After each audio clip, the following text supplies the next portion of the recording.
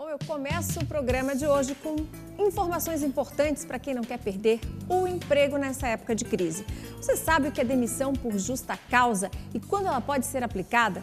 Pois tem muita gente que se comporta no ambiente de trabalho achando que nunca será demitido e pode estar enganado. Eu converso agora com a advogada trabalhista Aline Soares Moreira, que vai explicar melhor esse assunto. Boa tarde, Aline. Boa tarde, tudo bem, querida? Vou começar perguntando o que é a demissão por justa causa. A demissão por justa causa, ela ocorre a partir do momento que há uma quebra de fidúcia entre as partes, ou seja, uma quebra de confiança por um ato cometido por um ato faltoso pelo empregado. Então, se resolve o contrato de trabalho, se dá a resolução do contrato de trabalho. O que o trabalhador perde quando ele é demitido por justa causa? Ele perde todas as verbas rescisórias, tendo em vista que a justa causa é a falta mais grave cometida pelo empregado, ele perde todas as verbas rescisórias, só tem direito somente ao saldo de salário e férias vencidas, se houver. Se o trabalhador acha que foi injustiçado, a quem ele pode recorrer nesse caso de demissão de justa causa? Caso não se configure uma demissão por justa causa, ele deve procurar um advogado especialista na área, de preferência, para rever essa demissão por justa causa. Quais os casos mais comuns? Queria que você citasse vários exemplos de casos mais comuns de demissão por justa causa que você conhece. Sim, os mais comuns são a desídia, que é um termo muito técnico, mas o que é a desídia? A desídia é aquele empregado que sempre chega atrasado ao trabalho, trabalha com desleixo, com preguiça. É importante ressaltar que para configurar a justa causa, os atos têm que ser repetitivos. Então, o trabalhador já chega cansado, já tira a atenção dos outros, do ambiente de trabalho. Então, essa prática repetitiva enseja a justa causa. Então, o pessoal que perde horário no relógio de manhã... Exatamente.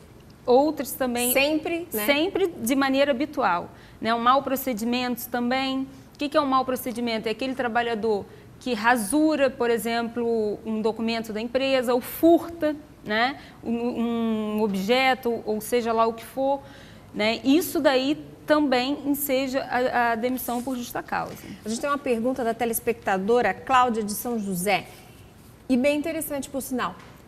Falar mal da empresa em rede social, isso pode complicar a vida do funcionário? Com certeza. A partir do momento... contra, né, o que a empresa defende? Sim. A partir do momento que há uma vontade, né, de praticar algum ato que difame aquela empresa, que fale mal da empresa, sendo comprovado, sim, seja sim a demissão por justa causa. Temos também uma outra pergunta interessante da Bianca de Biguaçu, por e-mail, que assim... Cabe a quem decidir esse tipo de demissão, caso, por exemplo, o funcionário achar que está incorreto? Acaba indo para a justiça, o funcionário recorre, como é que funciona? Geralmente, quando se é demitido por justa causa, há uma praxe a ser feita, né? Tem a advertência verbal, advertência por escrito, se dá a suspensão e, em último caso, a justa causa. Caso não tenha acontecido essa prática reiterada desses atos que devem ser feitos para ensejar a justa causa, um exemplo, um empregado chegou atrasado e foi lá, já foi demitido por justa causa, mas não teve aquela prática corriqueira que tem que ser feito antes de ensejar a justa causa. Nesse caso, há uma reversão da justa causa, ou seja, um advogado vai lá e pede a reversão daquela justa causa, caso em que o judiciário, o juiz, irá analisar se aquela prática foi proporcional ao ato faltoso do empregado. E há práticas que ensejam a justa causa diretamente, não se passa por essa prática. Um furto, por exemplo, o empregador pegou um empregado furtando, já o demite direto, tendo em vista, né, da gravidade do ato. Quais os maiores erros que você observa de empregados e patrões? Os maiores erros é a forma como é abordada a justa causa, até porque a justa causa ela está toda na nossa CLT. Né? Todas as práticas que ensejam a justa causa, ela está na CLT. Então, tem uma prática em tudo em que enseja justa causa. E, por outro lado, o empregador peca por achar que tudo é justa causa, não faz essa praxe, né, de adverti-lo, suspendê-lo, em último caso, fazer a justa causa. Então, por parte do empregador, ele peca nesse sentido. Por quê? Porque tem que ser feitas essas práticas. Para ensejar uma justa causa, elas têm que estar tipificadas em lei. A tipificação da justa causa ela não pode estar fora da lei. Então, antes de ser dada uma justa causa, tenta conversar, ver a prática do ato faltoso, ver a proporcionalidade do meio de você adverti-lo. Quem sabe aquelas características, aquele empregado, de repente você não vai achar da forma como a empresa necessita, né? Então, é importante abordar todo o assunto com calma, critérios e, em último caso, é claro, a justa causa. Para não ser um meio de se livrar dos encargos, né? Exatamente, exatamente. Porque quando ocorre isso, né, essa prática de achar uma falta e já demiti-lo por justa causa, nosso judiciário enche das ações trabalhistas, ensejando a medida de quê? Da reversão daquela justa causa.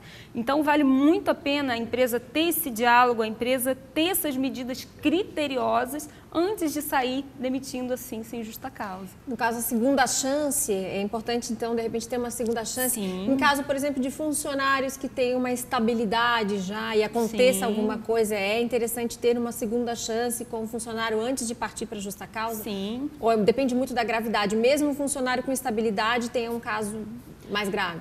Exatamente, depende muito do caso concreto, né? Ainda que a gestante tenha estabilidade, mas dependendo da gravidade do ato que ela cometa, né?